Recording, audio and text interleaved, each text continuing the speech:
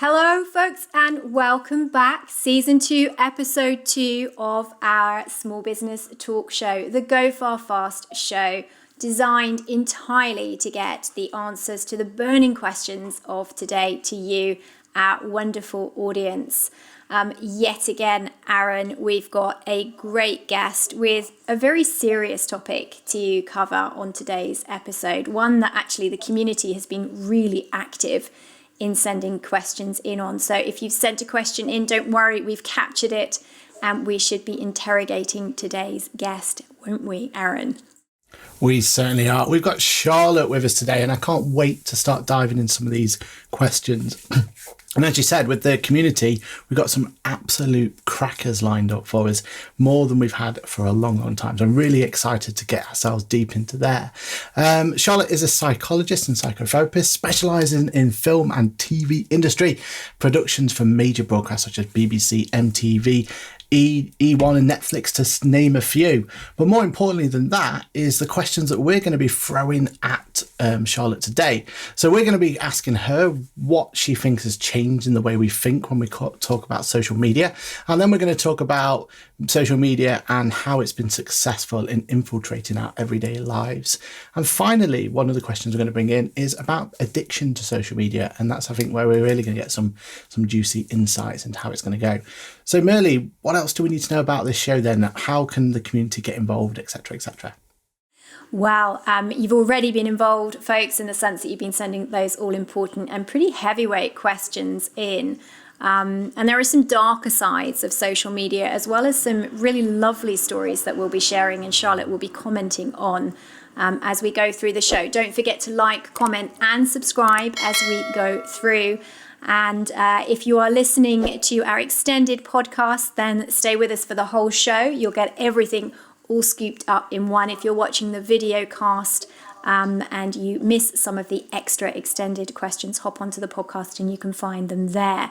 Alternatively, you'll find all Charlotte's questions to these fantastic questions on our Dear Ferrilio Expert blog corner.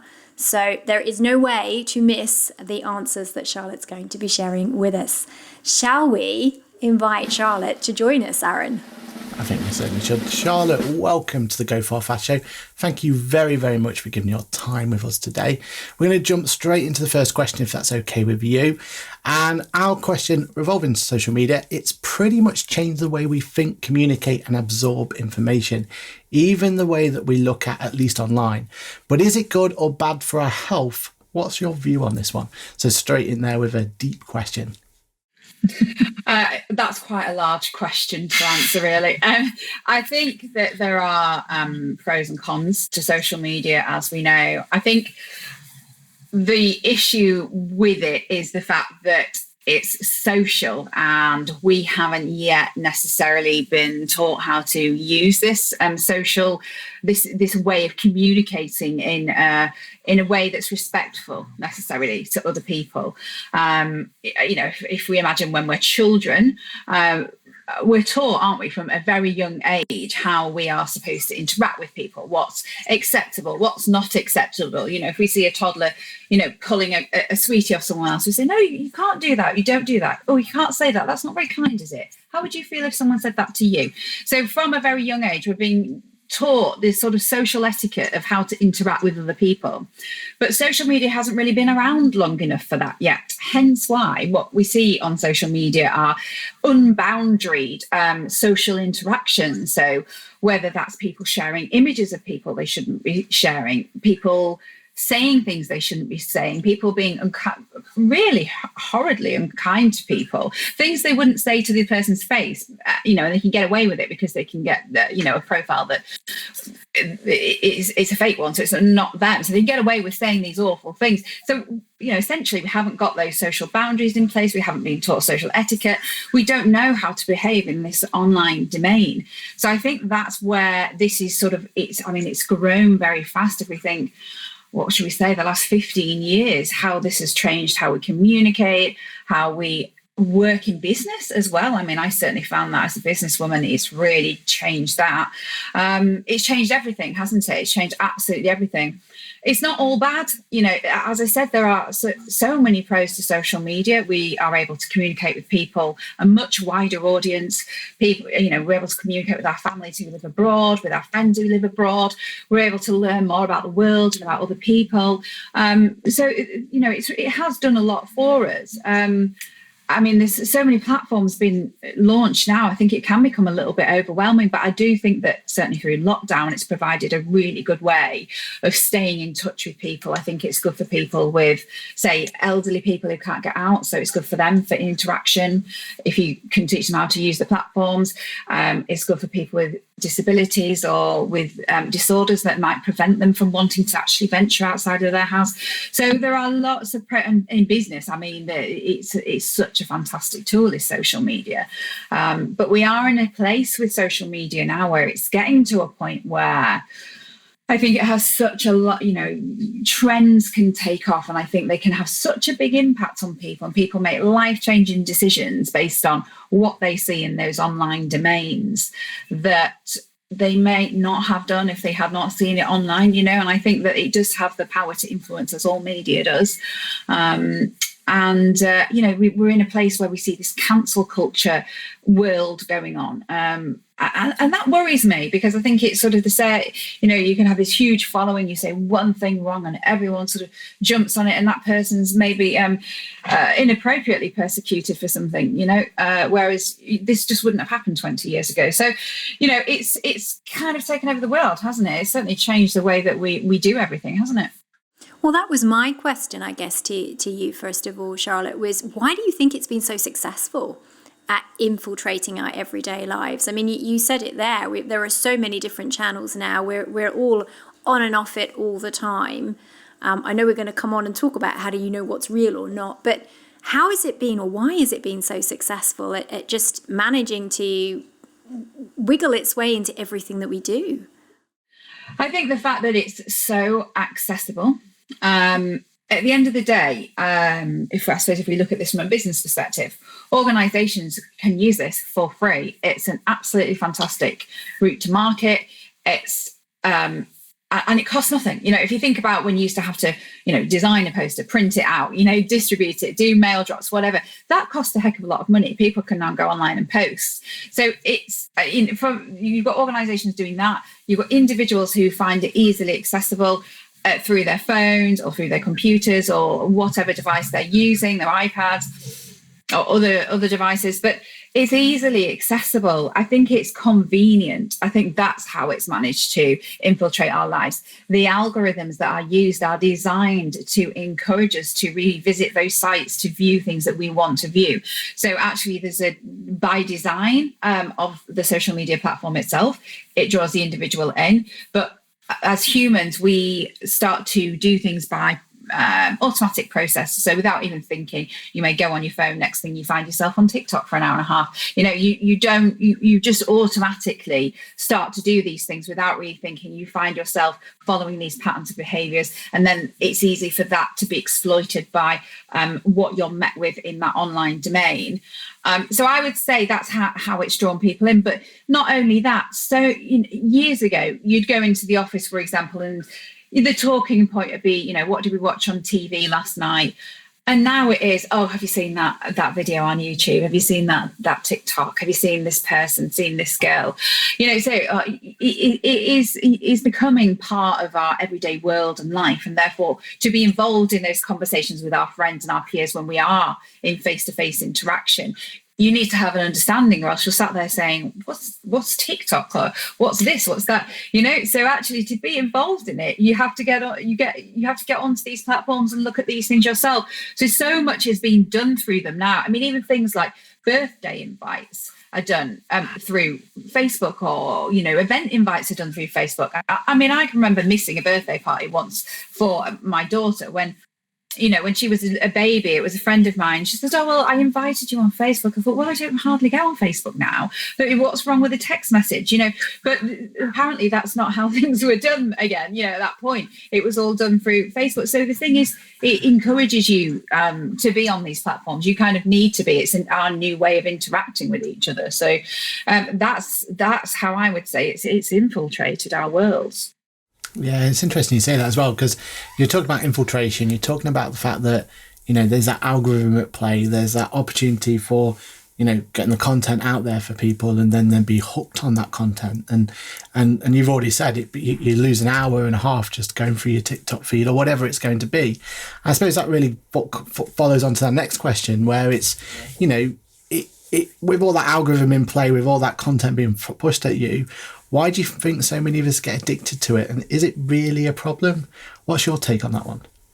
Well, if we're talking about addiction, which is, a mental illness and a disorder, the addiction itself is symptomatic of a deeper psychological issue. So an addiction, it can be of anything. It can be social media, it can be drugs, it can be gaming, it can be alcohol, it can be exercise, it can be food, it can be anything. But there's a function of that addiction, and that's to prevent us from it's escapism, essentially. It stops us from thinking about the things that we are distressed by, the emotional things inside of ourselves that are more deeply buried, that we find traumatic. So we find some form of distraction to prevent us from thinking about it.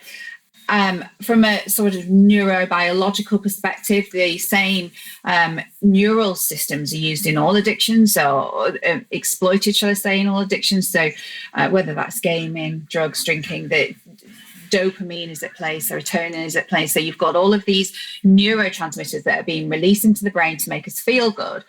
So when we first evolved as humans, those neural pathways in our brain evolved to enhance the survival of the human race. So we would enjoy activities that would encourage procreation, so eating, sex, things like that. Then what happened was, I suppose, drugs came along and they hijacked those neural platforms or those neural pathways in our brain. And people could use that, take those to get the same sort of feeling. When you eat a nice food, you think, oh gosh, that's so good.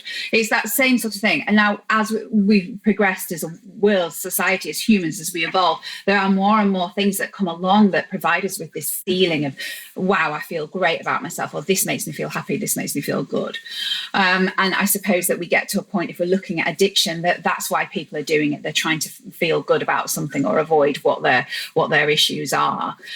So I'd say that all of us have a tendency to spend quite a lot of time on our phone because it's easily accessible.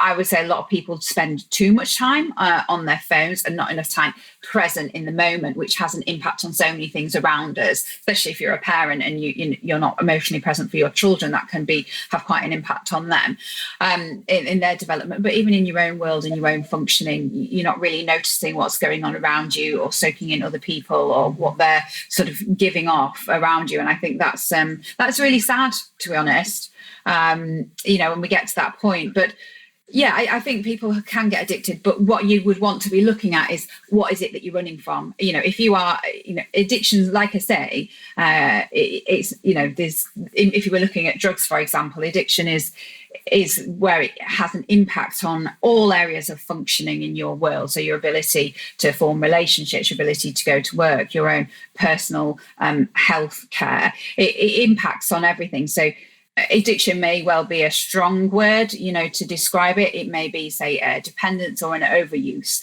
which are, where I suppose the precursors to addiction, if it's going to go down that road.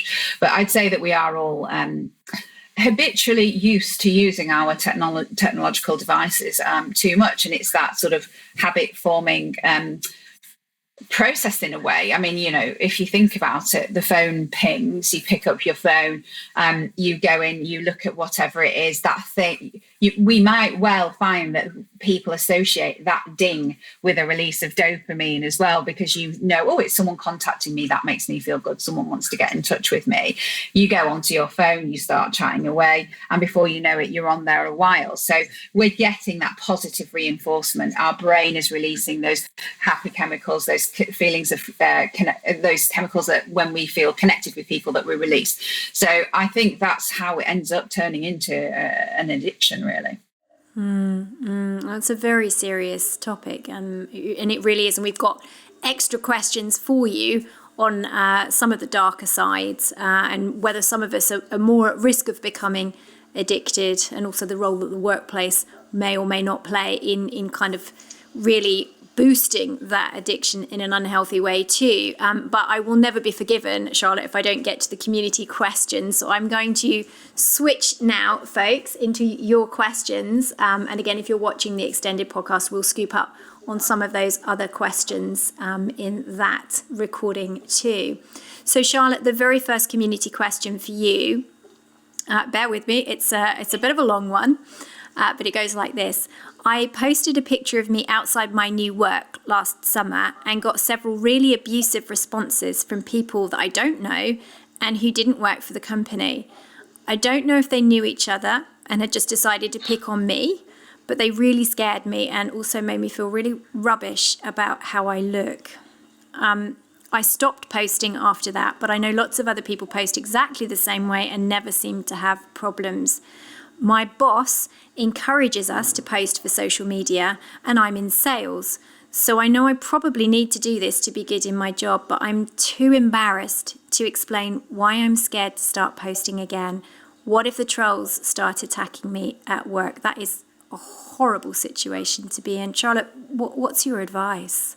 I mean, that's bullying, isn't it? Yes. And it's bullying in the workplace as well. So I would say, from a practical level, it's about taking that to HR. That's a really big issue there.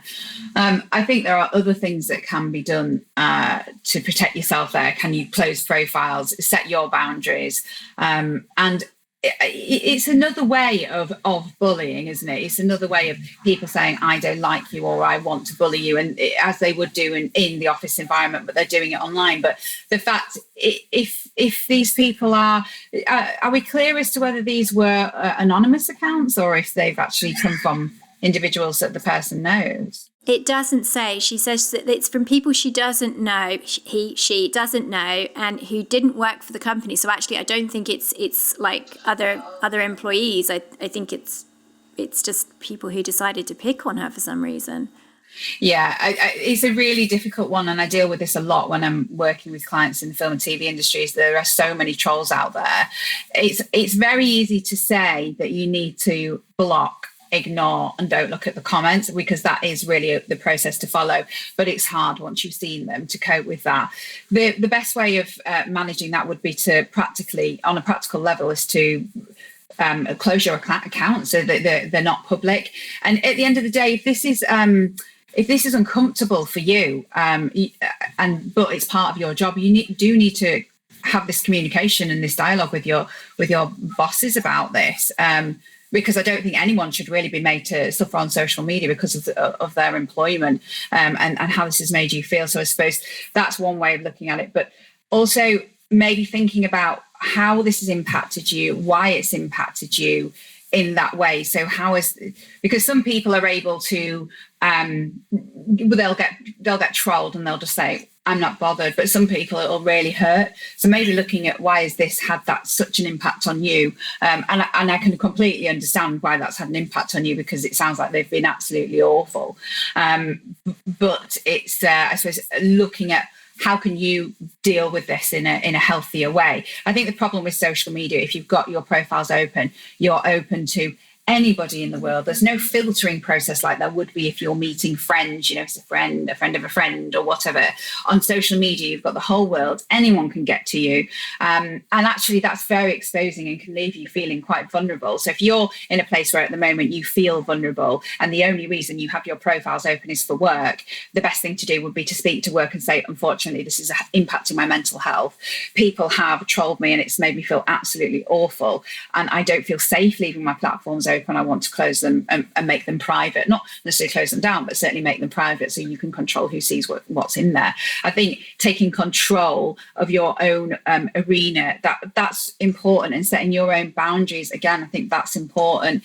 It's I suppose it's a little bit like saying, you know, your boss is saying, well, you're trying to control what you do outside of work.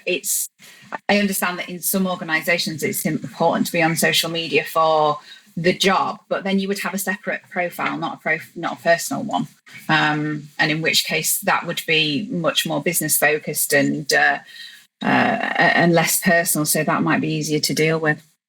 Yeah, that's great advice, and me and Merle really appreciate you going into such depth for this particular community member, because, you know, this is something that's happening more and more often, isn't it? And you mentioned there about, you know, the go-to answer is just ignore it, but that's not what people can do. People are social people. They see any bad negativity outside of social media, if it's in your own work, whatever it's going to be. And some people can be really badly affected by it. So I really appreciate that sort of impact there. The next question that we've got is kind of more related back to that whole addiction side of things. So I wonder if we can just revisit that, Matt, again. So the community member's asking here, what is a healthy amount of time to spend on social media? And I know that's not a hard and fast rule, but if I'm not careful, I can use hours of just scrolling and reading. And I know that's a waste of time. I find it really hard to put my phone down or ignore it when I feel notifications coming in. And I've tried putting my phone outside my bedroom at night too, but then I can't sleep without it. Have you got any advice? Is there anything that you could kind of give them as a way of being able to monitor it themselves so they can kind of almost self-police themselves? I think that this individual maybe needs to have a think about what it is they are worried about, because not being able to, what's going to happen if you leave your phone outside of your room on that night? What could happen? I think if they can work out what it is, that there's the phone, and having the phone with them serves a purpose. It's some sort of safety for something that they're worried about, and that they're going to miss a call from somebody, or what is it? You know, what is it? When they can understand that, when you understand the function of it, that will help you to then manage it. There again, the practical things that you could do. So start spending some time without your phone, and however painful that might feel, sit with it. If it's bearable enough, sit with it and try to work it out. So if something feels uncomfortable, sit with that feeling of it being uncomfortable and think, why is this uncomfortable for me? What am I worried about here? And it can be hard to do that to yourself. That's why people have therapists to do this for them. But understanding what the function of the phone is, because it seems to me with this question that this person's trying to, they need it with them. They can't sleep. So it's almost like a comfort blanket, isn't it, to have the phone with them? So it's protecting them from something. And I guess working out what that thing is will help them to let go of the comfort blanket. They might not need it because they'll feel safe once they've worked out what that anxiety is. But yeah, I think that learning to detach from the phone, and you could do it in a sort of graded exposure way. So you could maybe say, try and, you get one notification, you try and not touch that notification for 15 minutes, then allow yourself to go with it. And then try doing it for longer periods of time. So you get used to not responding to your, being at your phone's beck and call, essentially, every time a message or something comes in. But I do think that what I'm hearing in that message or that question there is that there's a fundamental anxiety or a worry about something, and the phone protects that person from it. So exploring that in more depth might be helpful. Yeah, I think that's a great answer. Let's talk about stress as well in social media. I've got a great question here, Charlotte, saying, I find social media really stressful. I use it a lot for work, mostly LinkedIn, but it's so full of people winning awards and doing amazing things. I don't want to read smug posts about how great everyone else is, but they're always there. It's mentally exhausting and it makes me feel inadequate. I'm not winning awards, getting amazing sales results, joining the world's best company, but at the same time, I find it really hard not to look at what people are sharing. I'm wondering whether lots of people feel this way too, and we're all stuck in this really unhelpful loop. I think we all are. I think we are all stuck in that unhelpful loop. But this comes down to setting your own boundaries. If you go on social media and something starts to make you feel uncomfortable, you have to listen to yourself and stop looking at it. It's about learning to listen to what your body and mind are telling you, and don't be overridden by this sort of conscious desire to keep scrolling. If something makes you feel, that's annoying, that's fine, that's making me feel uncomfortable, then spend less time doing it. It really is just about setting our own boundaries for what does feel okay for us. I mean, I've blocked people. I've removed apps from my phone before when I found that it's become too overwhelming. Platforms like LinkedIn, let's remember what the purpose of that is. So that is a business platform. So people will always be posting their business successes on there because it's all about business networking and trying to build relationships with people. But when we can understand that it's not all genuine, is it? I mean, people tend to only post the best parts of their lives, especially on these types of platforms. And I suppose understanding the layers that are underneath that, it's not going to just be this, oh, yes, I've won this award. It'll be, there's all sorts of things this person's probably gone to get to that point, and it wasn't necessarily easy. But it's easy when you're just seeing the end result of anything to go, oh, well, why am I not getting there? You're just seeing the end result. You're not seeing all the other parts of it that go in. To be honest, I saw somebody post something on LinkedIn the other day, and they posted a text message that they'd failed an exam. And I just thought it was not great that they failed, but I felt so, it just made me feel so good that someone felt that they could share that. And I just thought, oh, that is so brave that you've been willing to put that out in the public domain, and that you've been open and you've shown that it's not all perfect and it's not an easy ride. Nobody has life like that. There are so many hurdles that people have to get through to get to where they want to go. I mean, that person could have hidden that failure and just posted when they passed eventually. But what she's done is she's posted that failure. One day she'll post she's passed, but we'll have seen a journey and a trajectory, won't we, of, oh, she failed then and she failed then and now she's passed. Oh, fantastic. Now we can feel good for that person. So I think, when we're looking at these platforms, realize they're not necessarily honest or a reflection, but if it's hard, they are exhausting, these platforms sometimes, aren't they? But just remove yourself from it. I think that's the best thing to do. Take the apps off your phone so they're not easily accessible, because you find yourself naturally just going bum, bum, bum, bum, bum, and then you're into the app before you know it, and you've already seen loads of things and you haven't even realized. So take the apps off your phone. I think if it's becoming exhausting and overwhelming, and I think as well, it's telling. I think if you're finding it annoying that other people are doing these things, it's maybe because you're in yourself not feeling fulfilled. If this is bugging you, it may be that actually, maybe take that as, oh, I'm obviously feeling unfulfilled. What do I need to do to feel a bit better about myself?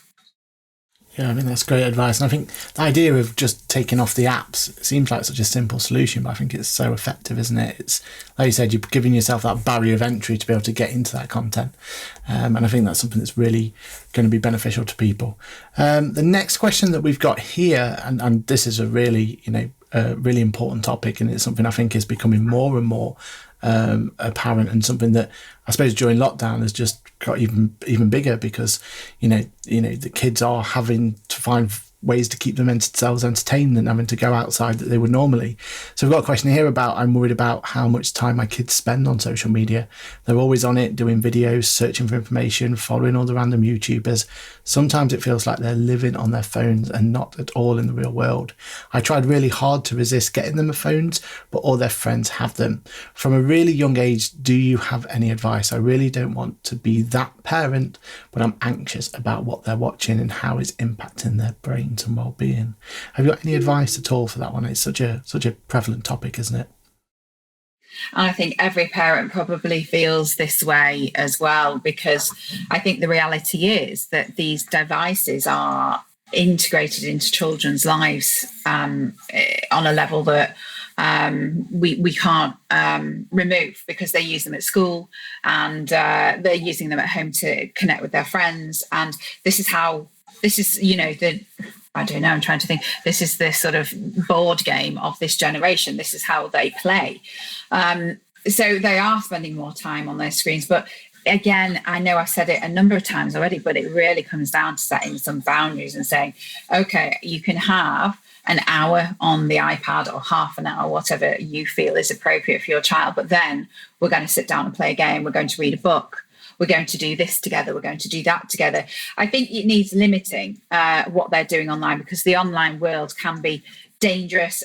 It can be really damaging for the psychological well-being. I think with especially with the fact that there's so many trolls around. What I do find is that, and with trolls, is the younger generation of people that I work with psychologically can cope with it better because they're used to it. But the older generation find it much harder because we didn't grow up with that. So we didn't have that there. That wasn't ingrained into our development to learn how to handle the online bullies. Whereas children do learn to manage that now. They're taught in schools how to be safe online. So, don't talk to strangers, don't accept requests from strangers, don't meet strangers, things like that. But, it's a scary world, and quite easily they can end up accessing things online that are really inappropriate for their age, and that is a worry. That really is a worry, and I think that's a whole different show. There's so much that we could be concerned around there, but I think it's important for their psychological development to have time away from the screens, to have time interacting with children. The most